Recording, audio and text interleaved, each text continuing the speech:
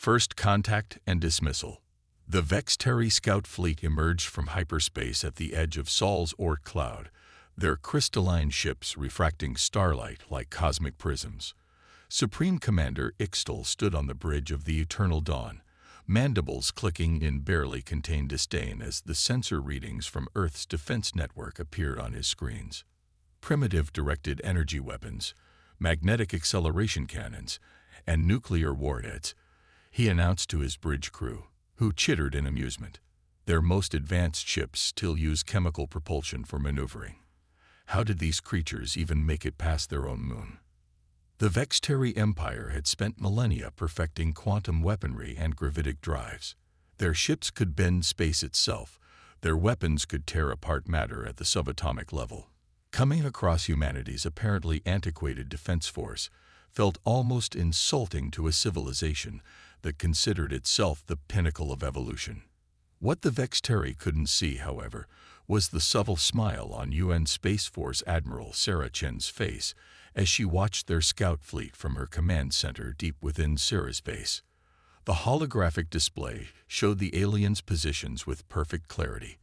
Clarity that should have been impossible given humanity's primitive sensor technology. "They're taking the bait," she said quietly to her XO, Commander David Okafor.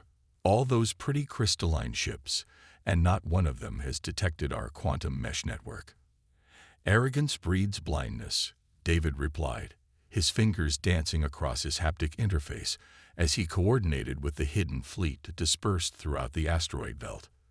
"The Vexteri are so convinced of their superiority that they're not even running deep scans. They see what they expect to see." This had been the plan ever since humanity's long-range probes first detected the Vexteri Empire's expansion toward Earth space 50 years ago. While other species might have frantically attempted to match the aliens' apparent technological level, humanity had taken a different approach. Under Project Masquerade, they had deliberately maintained an appearance of technological inferiority while developing their true capabilities in secret. The primitive defense platforms around Earth were actually sophisticated holograms, projected by microsatellites that the Vexteri sensors dismissed as space debris. The real human fleet lay scattered throughout the solar system, their ships' quantum-entangled hulls rendering them virtually invisible to conventional detection methods. Status report from Phoenix Squadron. A young lieutenant called out. "All ships report ready. Quantum cores are spun up and weapon systems are hot." Admiral Chen nodded, studying the tactical display.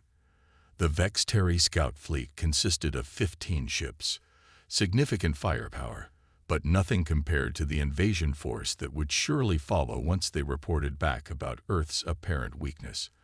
That was exactly what humanity was counting on. "Send word to all commands," she ordered. "Maintain emissions control. Let them gather their sensor data and depart. The real test will come when they return in force." The next 72 hours were a masterclass in strategic patience. The Vexteri methodically cataloged Earth's defensive capabilities, occasionally firing test shots at the holographic platforms to gauge their responses. The primitive defense systems reacted exactly as expected, returning fire with their supposedly outdated weapons, while the real human fleet remained hidden. Commander Ixtal composed his report to the Imperial High Command with barely concealed glee. Here was an entire star system, rich in resources, defended by nothing more than technological children. The Empire's quantum fleets would brush aside humanity's defenses like cobwebs. His people would gain a new colony world, and if some humans survived to serve as manual labor, so much the better. As the Vexteri fleet prepared to jump back to their territory, Admiral Chen allowed herself a small sigh of relief. The first phase of humanity's plan had succeeded. Now came the hard part, preparing for the invasion force that would surely follow. "Send word to all shipyards," she ordered. "Begin full production of Mark VII quantum torpedoes, and contact the Lazarus Division. Tell them to accelerate the timeline on Project Prometheus." David raised an eyebrow. "The artificial singularity weapon. That's still in testing. Sometimes the best way to deal with an overconfident opponent is to show them something they truly aren't prepared for." Chen replied. The Vexteri think they know everything about quantum mechanics. Let's show them what happens when humans decide to really push the boundaries of physics. As the alien fleet vanished into hyperspace, humanity's hidden preparations continued. In secret bases throughout the solar system, ships were armed, crews trained, and weapons tested. The Vexteri would return, expecting to find a primitive civilization ready for conquest. They would find something else entirely: the hidden arsenal. 3 months after the Vexteri scout fleet's departure, the massive fabrication chambers beneath Europa's ice sheets hummed with activity. Dr. Maya Patel stood at the observation window, watching as automated systems assembled another Prometheus-class vessel, its quantum-entangled hull gleaming with an otherworldly iridescence. "Beautiful, isn't she?" Dr. Patel said to the approaching footsteps behind her. The Vexteri think they're the masters of quantum mechanics, but they're still thinking in straight lines. We decided to think in curves. Admiral Chen moved to stand beside her, studying the ship under construction. Unlike the crystalline uniformity of Vexteri vessels, human ships were asymmetrical, organic-looking things. Their hulls weren't simply armor. They were complex quantum computers, every molecule precisely arranged to form living matrices of entangled particles. "Will they be ready in time?" Chen asked. "Our deep space arrays detected Vexteri fleet movements. They're marshalling forces at their forward bases." Maya smiled, bringing up a holographic display of the ship's specifications. "The Prometheus ships are just the beginning. Show me what the Vexteri saw during their scan of Earth's defenses." The display shifted to show the primitive human fleet, bulky vessels with obvious engines and weapon ports. Then Maya gestured, and the image transformed. The clumsy chemical thrusters became quantum drive nodes, disguised by holographic shells. The simple radar arrays were revealed as nodes in a vast quantum communication network that spanned the solar system. Everything they saw was real, Maya explained, just not in the way they thought. Those chemical engines, they're actually working engines. They just happen to house quantum cores inside them. The nuclear missiles, they contain micro-singularity warheads. We didn't fake our technology. We just made it look like something they'd dismiss. Deep within the Europa facility, endless production lines churned out what appeared to be simple tungsten kinetic rounds, but each projectile contained a carefully orchestrated array of quantum-entangled particles. When fired, they could phase through conventional shields, reappearing inside enemy vessels with devastating effects. "How many ships do we have ready?" Chen asked, reviewing the production statistics. 30 Prometheus-class vessels, 200 Phoenix frigates, and about 1,000 autonomous quantum fighters, Maya replied. "But numbers aren't what will win this fight.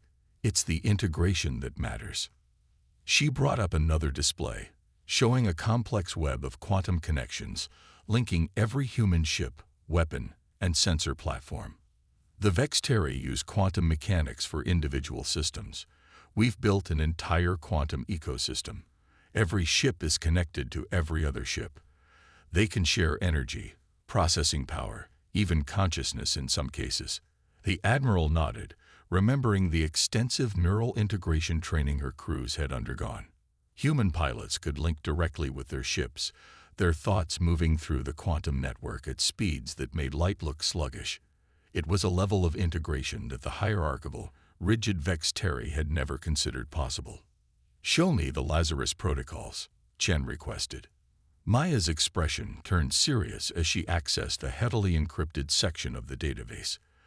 The display showed what appeared to be standard damage control systems, but as the layers peeled away, the true complexity was revealed.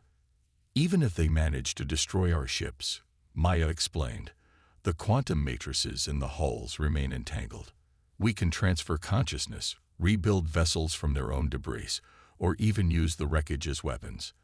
The destroyed human fleet isn't dead, it's just changing forms."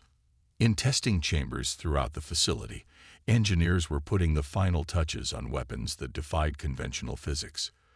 Torpedoes that could create localized time distortions, beams that could temporarily separate sections of spacetime. Defenses that didn't just stop attacks but redirected them through quantum tunnels back at the attackers. The Vexteri believe they're dealing with children playing with simple toys. Chen mused, watching as another Prometheus ship neared completion.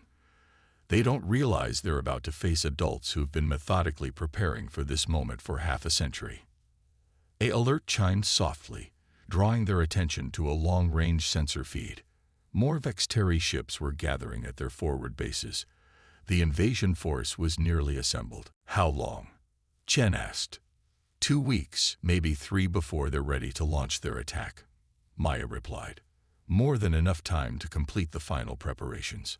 As they spoke, throughout the solar system, human ships were taking up their hidden positions. Quantum networks were being fine-tuned.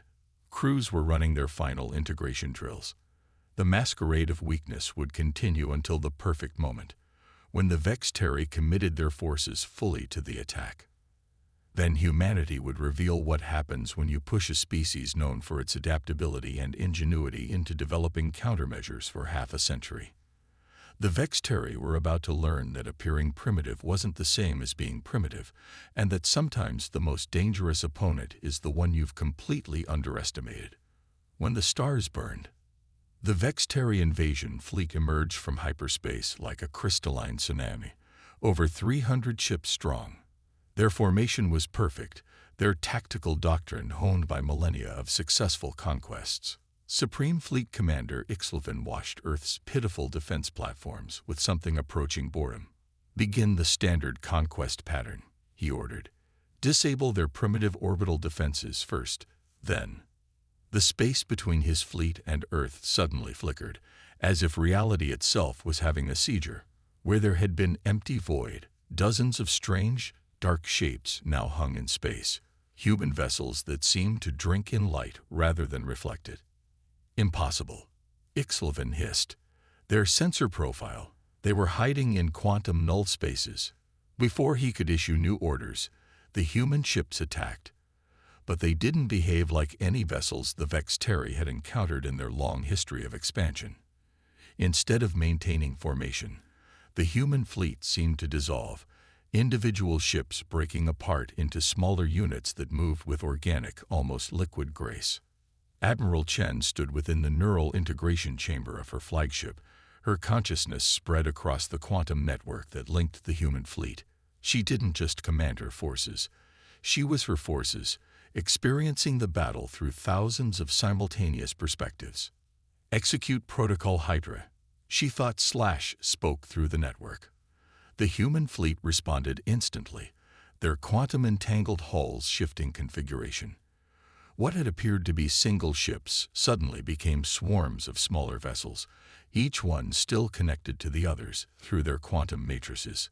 The first wave of Vexteri quantum beams splashed harmlessly through spaces where human ships had been microseconds before.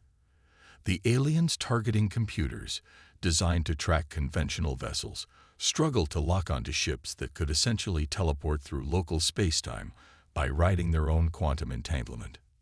Phase 2, Chen commanded. Across the battlefield, human vessels began implementing the strategies they'd practiced for decades. Ships linked their quantum cores, creating localized distortions in spacetime.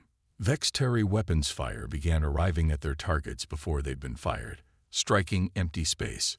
But the Vexteri weren't the dominant species in the galaxy for nothing. They adapted quickly, their crystalline ships reconfiguring to fire wider spreads of quantum disruptors. Several human vessels took direct hits, their hulls shattering into clouds of debris. This, however, was exactly what humanity had planned for. Initiate Lazarus Protocol, Chen ordered. The debris from the destroyed human ships remained quantum entangled. Instead of dispersing, it coalesced into deadly swarms of microscopic particles, each one carrying a tiny quantum charge. These swarms flowed through the Vexteri's energy shields, as if they weren't there, attaching to their crystalline hulls. What is this? Ixlvin demanded as his sensors registered the strange phenomenon. Some kind of primitive atomic weapon. The answer came as the quantum-charged particles activated simultaneously. Each microscopic piece of debris created its own tiny space-time distortion. The cumulative effect ripped several Vexteri ships apart from the inside, their perfect crystalline structures shattering as local space-time tied itself in knots. But the battle was far from over. The Vexteri still had numerical superiority, and their advanced technology was allowing them to adjust to human tactics. They began firing their weapons through their own micro-wormholes, attempting to outflank the human quantum maneuvers. Chen felt the strain of maintaining quantum coherence across such a large theater of operations. The human fleet's advantage lay in its interconnectedness, but that same connection meant that damage to one ship resonated through the entire network. "Deploy the Prometheus weapons," she ordered. Throughout the fleet, special weapons batteries powered up. They didn't fire beams or projectiles. Instead, they created precisely calculated quantum singularities, microscopic black holes that existed for mere fractions of a second. The effect was devastating. The singularities appeared inside Vexteri ships, their brief existence enough to disrupt the delicate quantum machinery that powered the alien vessels. Ships began dropping out of formation as their quantum cores failed. Impossible. Ixelven raged as a third of his fleet went dark. Their technology. They couldn't have developed this in secret. We've been watching them for years. But that had been humanity's greatest deception. While maintaining an appearance of technological inferiority, they had poured resources into understanding the one field that would give them an advantage: quantum mechanics, where the Vexteri saw it as a tool. Humans had made it an art form. The battle raged for hours, space itself seeming to warp and twist as two different approaches to quantum warfare clashed. The Vexteri's superior numbers and proven technology fought against humanity's innovative applications and integrated systems. Slowly, gradually, the tide began to turn. The human fleet's ability to adapt, to shift tactics through their quantum network faster than the Vexteri could respond, began to tell. Ship after ship of the invasion fleet winked out, destroyed or disabled by weapons they hadn't believed possible. But victory would come at a cost. Even as the Vexteri fleet began to withdraw, nearly 40% of the human forces had been destroyed. The quantum network was strained to its limits, and the remaining ships were running dangerously low on energy. As the last Vexteri vessels flowed into hyperspace, Admiral Chen allowed herself to disconnect from the neural network. She knew this was only the beginning. The Vexteri would return, better prepared, and with even greater numbers. But humanity had shown its hand now, and the galaxy would never be the same. The species that everyone had dismissed as primitive had just fought the dominant power in known space to a standstill. The real war was about to begin. The price of pride. In the crystalline chambers of the Vexteri High Command, Supreme Fleet Commander Ixelven faced the assembled Council of Elders. The defeated Earth had shaken the Empire to its foundations, not just militarily, but culturally. For a species that had defined itself by technological superiority for thousands of years, being outmaneuvered by primitives was almost incomprehensible. "You lost a third of our primary assault fleet," Elder Kavak stated, her crystalline form pulsing with angry colors. To creatures that were supposed to be barely capable of interplanetary travel. "They deceived us," Ixelven responded, trying to maintain his composure. Their entire civilization was a carefully constructed facade. While we watched their primitive outer layer, they were developing quantum technologies that rival, perhaps even exceed, our own in some areas. The chamber erupted in hisses of disbelief and outrage. The concept that any species could match Vexteri quantum mastery was nearly heretical, but the evidence was undeniable. The battle recordings showed human ships performing maneuvers that should have been impossible, wielding weapons that defied conventional physics. Meanwhile, in the depths of Europa Base, Admiral Chen was facing her own difficult meeting.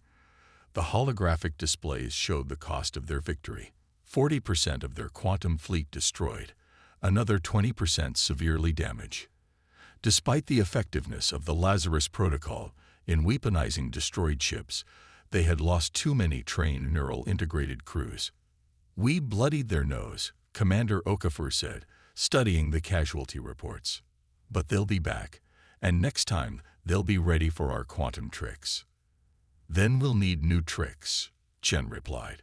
She turned to Dr. Patel, who was analyzing the battle data. "What did we learn?"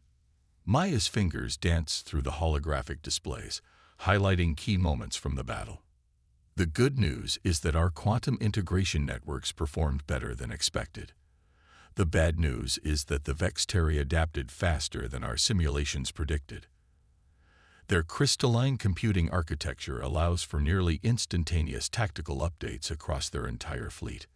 Back in the Vexteri Council chamber, a younger elder named Zixtal made a controversial suggestion. Perhaps we should consider opening diplomatic channels with these humans." The chamber went silent. In 10,000 years of expansion, the Vexteri had never negotiated with a lesser species. Their technological superiority had always made conquest the obvious choice. "You suggest we treat with primitives?" Kavax demanded, her crystalline form darkening with anger. "Primitives who destroyed a third of our fleet," Zixtal countered. "Primitives who developed quantum technologies in secret while showing us exactly what we expected to see. That speaks of sophistication, patience, and strategic thinking that we would be fools to ignore." On Earth, humanity was making its own preparations for the next phase of the conflict. In hidden shipyards throughout the solar system, new vessels were under construction, but these were different from the first generation of quantum ships. "We call it the Chimera Protocol," Dr. Patel explained, showing the designs to Admiral Chen. "Instead of trying to maintain quantum coherence across the entire fleet, each ship will be able to rapidly shift between different quantum states. One moment they're a capital ship, the next they're a swarm of smaller craft, then they recombine into a weapons platform." "Can our crews handle that level of neural integration?" Chen asked, concerned about the psychological strain on her pilots. "That's the breakthrough," Maya replied with a proud smile. "We found a way to use the quantum entanglement itself to buffer the human consciousness. The ship's quantum matrix acts like a filter, allowing the crew to process multiple configurations without overwhelming their minds." In the Vexteri Empire, the debate raged on. Conservative factions demanded an all-out assault on Earth with every ship they could muster.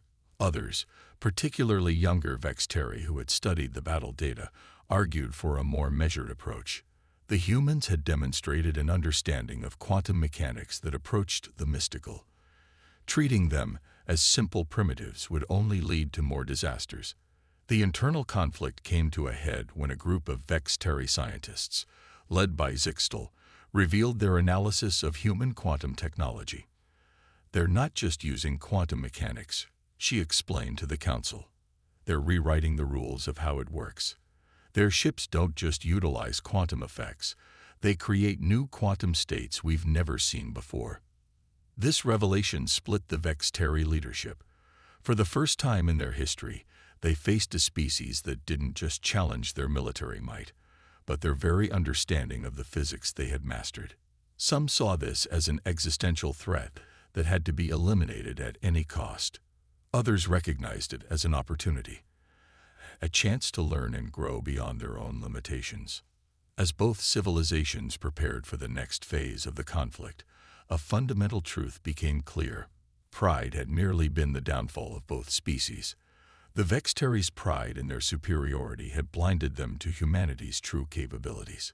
Humanity's pride had driven them to develop weapons and technologies that pushed the boundaries of physics itself. Now, as new human ships grew in their quantum forges and the Vexteri fleet regrouped and adapted, the question wasn't just about who would win the next battle. It was about how this clash of civilizations would reshape the galaxy itself. The price of pride had been paid in destroyed ships and lost lives. The cost of the next engagement would be measured in the fate of entire worlds. Rise of the underdogs. 6 months after the first battle of Earth, space itself held its breath. The combined Vexteri fleet, nearly 1,000 ships strong, had gathered at the edge of the Sol system. But this time, they weren't the same forces that had attacked with such arrogant certainty before. Their crystalline ships had been modified, incorporating lessons learned from their previous defeat. Meanwhile, humanity's quantum defense grid hummed with anticipation. The new Chimera-class vessels hung in their null space pockets, their quantum matrices pulsing with potential configurations. Admiral Chen, connected to the fleet's neural network, felt the readiness of her crews, not just their determination, but their evolution. "They're approaching in a new formation," Commander Okafor reported. "Multiple layers, quantum shielding interconnected. They've learned." "So have we," Chen responded through the quantum link. "Deploy the Prometheus array." Across the solar system, hidden quantum nodes activated. These weren't weapons or ships. They were something new. Dr. Patel's team had discovered that properly arranged quantum-entangled particles could influence the very fabric of local spacetime. As the nodes powered up, subtle distortions began to ripple through the battlefield. The Vexteri fleet, led now by both Ixlevin and Zixtal in an unprecedented joint command, detected the distortions immediately. But understanding them was another matter entirely. These patterns, Zixtal observed, her crystalline form resonating with scientific curiosity. They're creating quantum interference waves on a macro scale. Fascinating. "Focus on the battle," Ixlevin snapped, but even he had to admit that humanity's grasp of quantum mechanics had progressed beyond anything they had expected. The first exchange of fire was unlike anything either civilization had seen before. Human ships shifted between configurations faster than light, becoming fluid networks of quantum-entangled particles that flowed around Vexteri attacks. The Vexteri responded with weapons that bent probability itself, trying to catch the humans in all possible positions simultaneously. But in the midst of this chaos, something unexpected began to happen. The quantum interference patterns created by the Prometheus array started to interact with the Vexteri's probability weapons in ways neither side had predicted. Where the two technologies met, new forms of spacetime began to emerge. "Admiral," Maya's voice cut through the neural network, "the quantum fields are synchronizing. The Vexteri weapons and our array, they're creating stable quantum bridges." Through these inadvertent bridges, both human and Vexteri crews began experiencing something unprecedented. The quantum entanglement that allowed human neural integration started resonating with the crystalline consciousness of the Vexteri ships. For brief moments, each side could perceive reality as the other did. In those moments of quantum connection, understanding flowed both ways. The Vexteri experienced the human drive to innovate, to push boundaries, to find new solutions to impossible problems. Humans glimpsed the profound beauty of the Vexteri's crystalline technology, the product of millennia of quantum evolution. "Hold your fire." The order came simultaneously from both Chen and Zixtal, transmitted across quantum states that were becoming increasingly intertwined. In the space between the fleets, the quantum bridges continued to expand and stabilize. What had started as a battlefield was becoming something else, a shared space where two fundamentally different approaches to quantum mechanics were creating something entirely new. "This is beyond combat now," Zixtal communicated across the quantum bridge to Chen. "What we're seeing here, it could revolutionize our understanding of the universe itself." The mighty Vexteri fleet, which had come to crush a supposedly inferior race, now hung in space alongside human vessels as both sides studied the phenomenon they had accidentally created. The quantum bridges were allowing for instantaneous communication and understanding between the two species in ways that transcended traditional language or technology. "Perhaps," Chen responded through the quantum link, "this is what both our species were really preparing for all along. Not a war, but an evolution." In the following weeks, as scientists from both civilizations worked to understand what they had created, a new era began to take shape. The Vexteri's pride in their technological superiority had been broken, replaced by a genuine respect for humanity's innovative approach to quantum mechanics. Humanity's defensive paranoia gave way to the realization that their greatest achievements came not from fear of conquest, but from the drive to understand and explore. The quantum bridges became the foundation for a new form of galactic civilization. Human creativity and adaptability combined with Vextari experience and precision to push the boundaries of what was possible. Ships were developed that could navigate quantum states as easily as normal space. Colonies were established in pocket universes created by controlled quantum interference. Years later, Admiral Chen stood on the bridge of a new type of vessel, one created through human Vextari collaboration. Its hull was neither the pure crystalline structure of the Vextari nor the dark quantum-absorbent material of human ships, but something in between. Through its quantum networks, she could feel the presence of both human and Vextari crew members, their consciousnesses working in harmony. The great deception that humanity had maintained for so long, pretending to be technologically inferior, had led not to the military victory they had prepared for, but to something far more valuable, a partnership that would reshape the galaxy. As the joint fleet prepared to explore regions of space that neither civilization had dared venture into before, Chen reflected on how the greatest victories often come not from defeating an enemy, but from transforming them into allies. The rise of the underdogs had become not just a story of human triumph, but a testament to the power of innovation, understanding, and the unexpected paths that progress can take.